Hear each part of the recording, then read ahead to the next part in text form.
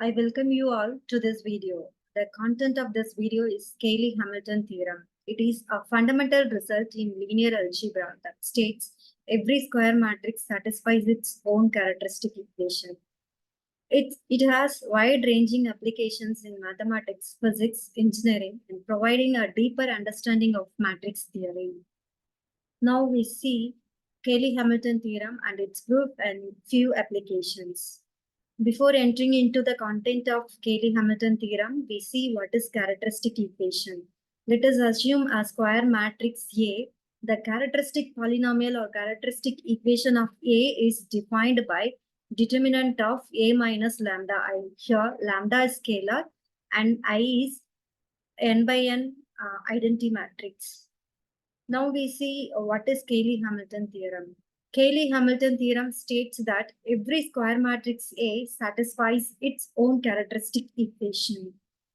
The main significance of the Cayley-Hamilton theorems are: first one, it is a powerful tool. Cayley-Hamilton theorem provides a powerful tool for working with matrices, allowing us to express powers and functions of matrices in simple form.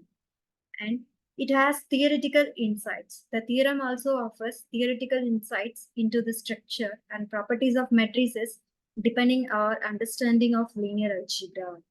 The applications of Cayley-Hamilton theorem span various fields including quantum mechanics, control theory, and numerical analysis. Now we enter into the proof of Cayley-Hamilton theorem. We have to prove every square matrix satisfies its own characteristic polynomial. Here we have assumed that a n by n square matrix, and we have taken that characteristic polynomial of the given matrix A is determinant A minus lambda I, and it can be expressed as the polynomial with a higher order n. That is lambda raised to n plus a n minus 1, lambda raised to n minus 1 plus a n minus 2, lambda raised to n minus 2, and so on a naught. Here we have taken b lambda, which is adjoint of a minus lambda I. Of course, here the elements of b lambda are cofactors of a minus lambda I. Since it is the elements of the cofactors, all polynomials of lambda of degree not exceeding n minus 1. So here we can denote b of lambda is bn minus 1 lambda raised to n minus 1 plus bn minus 2 lambda raised to n minus 2 plus etc. b1 lambda plus d naught. Now we know that a minus lambda I times b of lambda equal to determinant of a minus lambda I times I, the identity matrices. Now we express a minus lambda I, so it is a minus lambda I, and b of lambda, here we have taken this polynomial, we substitute here. So we get bn minus 1 lambda raised to n minus 1, bn minus 2 lambda raised to n minus 2, and so on d naught. Coming to the right hand side, we are having the characteristic polynomial a minus lambda I. Here we have taken this polynomial as lambda n up to a naught. So here we replaced this characteristic polynomial by this term, and finally times I. Now we equating the coefficients of corresponding powers of lambda. First we equate the highest power lambda raised to n. Here the coefficient of lambda n is I. So coming to the right hand side, we will have I. And on the another hand, we are having this terms gives you lambda n. So the coefficient is b n minus 1 I with a minus sign. So this is the coefficients of lambda raised to n. Likewise, we equate the coefficients of lambda n minus 1 up to the constant term. We get these terms. Now multiply these n terms by the powers an minus 1, etc. ai respectively. We get this equation. When we multiply an with the first equation, we get this one. And by multiplying the second equation by a raised to n minus 1, we get this one. We can simplify the second equation, that is a raised to n minus 1 times a gives you an, and this term comes as it is, and right hand side also comes as it is, and the last term we will have a b naught a naught I. So likewise we will have all the n terms. Now we try to add all these terms right hand side together and left hand side together. Finally we get these equations. Here when we add these two terms, the first term and the second term get cancelled. When we add this term with the next one, this also get cancelled. Likewise, all of our left hand side becomes 0 and the right hand side we will have an plus an minus 1, a raised to n minus 1 and so on, a naught I. So here this right hand side nothing but our characteristic polynomial p of lambda.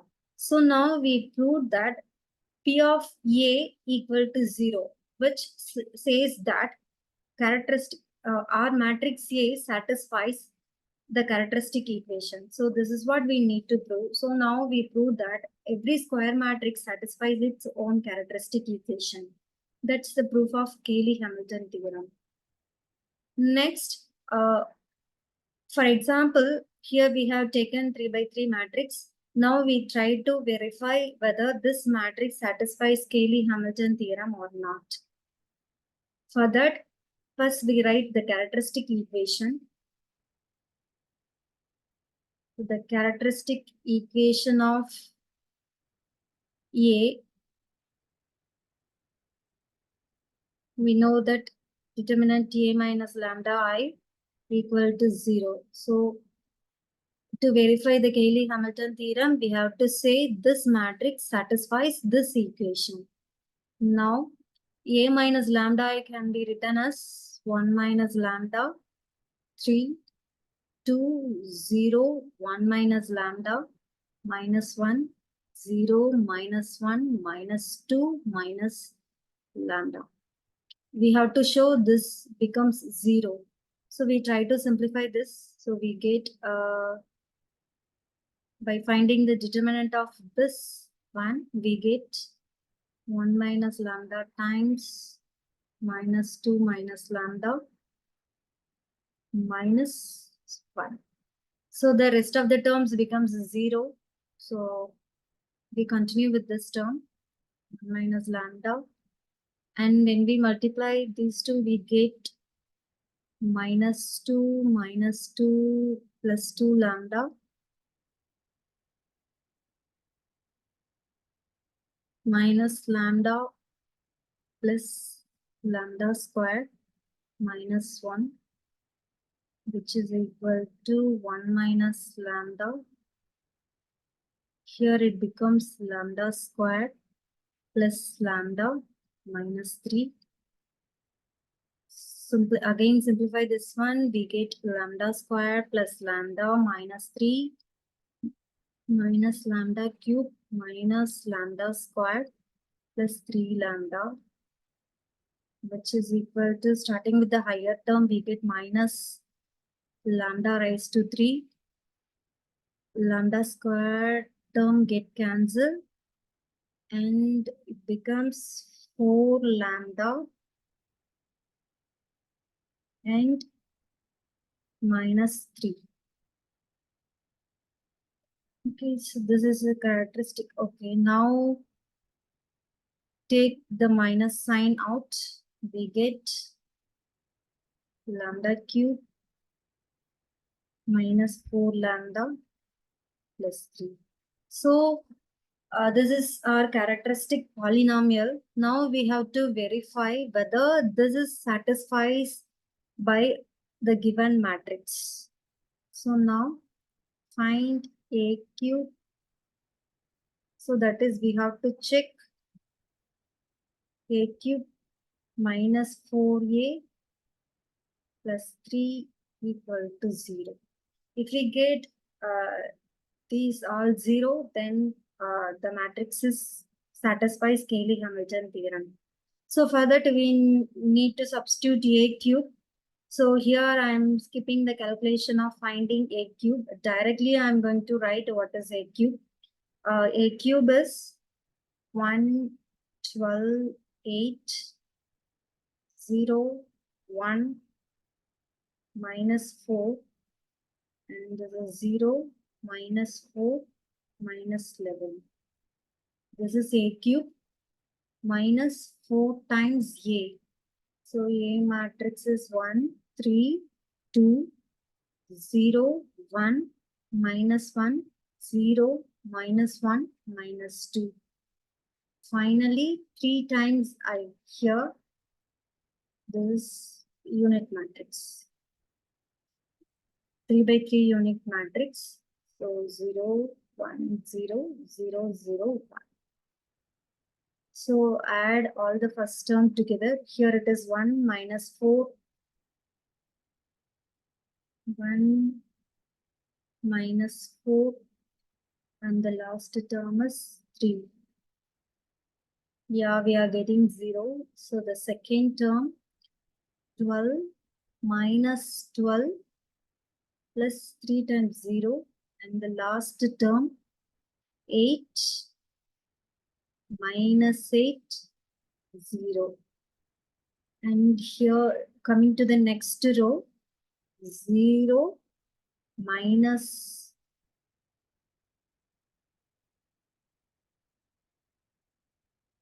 0, and the last term also 0. Here it is 1 -4 plus 3.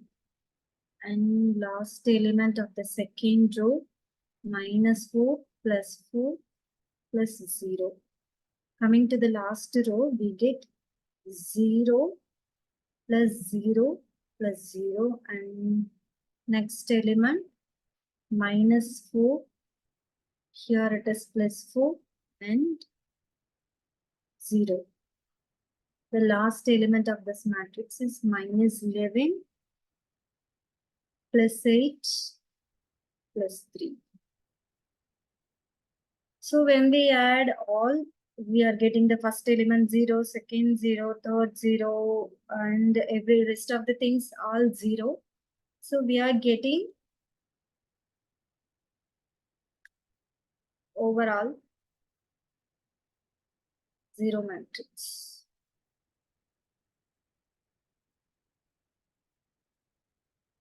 So here we checked that our matrix satisfies the characteristic polynomial. So this square matrix satisfies Cayley-Hamilton theorem. And one of the main application of Cayley-Hamilton theorem is it is very easy to identify the higher power of the square matrix as well as finding inverse of square matrix. Now here we are going to see how to find inverse of a square matrix by using Cayley-Hamilton theorem.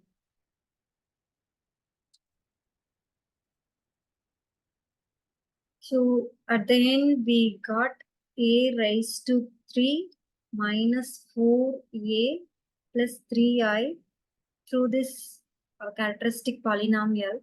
Now we are going to pre-multiply by a inverse on both sides. We get a raised to 2 minus 4 times I plus 3a inverse equal to 0. Now we keep 3 times A inverse on the left hand side and take the remaining terms to other side. We get 3A inverse equal to 4 times I minus A square. So here A inverse gives 1/3 of 4 times I minus A square. Here 1/3, 4. I represents the identity matrix. 3 by here we are going to take 3/3 I matrix minus A squared. Here the computations of A squared also skipped. Directly I'm going to write what is A squared. So this 1, 4 minus 5, 0, 2, 1, 0, 1, 5. So this is A squared. 1/3. This is 4, 0, 0, 0, 4, 0. 004 minus 1 4 minus 5 0 2 1 0 1 5. By simplifying this one, we will get the inverse of the given 3 by 3 matrix. Here it is 4 minus 1 is 3, and this is minus 4 5 0 2 minus 1. Here it is 0 minus 1. So hence we have find the inverse of the matrix by using Cayley-Hamilton theorem. What we have done is, here 3 by 3 matrix is given. We have verified Cayley-Hamilton theorem. So Cayley-Hamilton theorem is every square matrix satisfies its own characteristic equation. So this is characteristic equation, and we verified that whether the given 3 by 3 matrix is satisfied or not. We reached this is a characteristic polynomial. In this polynomial, we replaced the given matrix A, and we reached the matrix A satisfies the characteristic equation. And using that characteristic equation, we have found that the inverse of the given matrix. Likewise, we can find the higher power of square matrix. Next,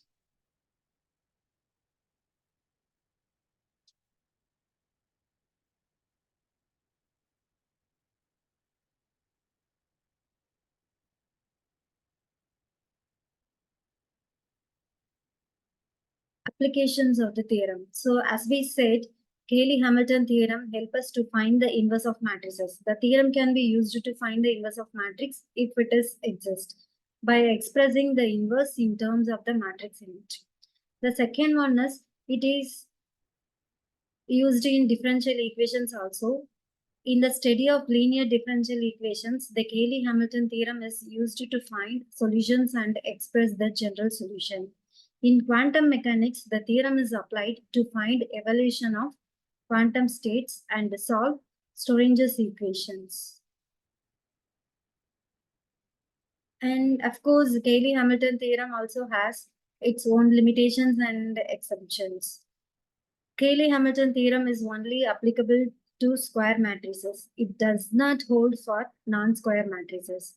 The theorem may not be directly applicable to singular matrices, as the characteristic polynomial may not have a unique root. Calculating the characteristic polynomial and verifying Cayley-Hamilton equation can be computationally intensive for large matrices. Of course, it might be difficult for large size matrices. And it has a relationship to other theorems. For example, minimal polynomial. The Cayley-Hamilton theorem is closely related to the concept of minimal polynomial, which is the unique monic polynomial of least degree that annihilates the matrix. In spectral theorem, the Cayley-Hamilton theorem is also connected, which describes the decomposition of a matrix in terms of its eigenvalues and eigenvectors. In the context of algebraic geometry, the Cayley-Hamilton theorem can be viewed as a statement about the vanishing of certain polynomial functions on space of matrices. Finally, we conclude that Cayley-Hamilton theorem is a fundamental result in linear algebra with wide-ranging applications. The theorem provides valuable theoretical insights into the structure and properties of matrices. The theorem has important application in fields such as quantum mechanics, control theory, and numerical analysis. In the description, a quiz based on Cayley-Hamilton theorem is given. The viewers can attempt the quiz, and they may test how much they understood the concept of Cayley-Hamilton theorem. Thank you.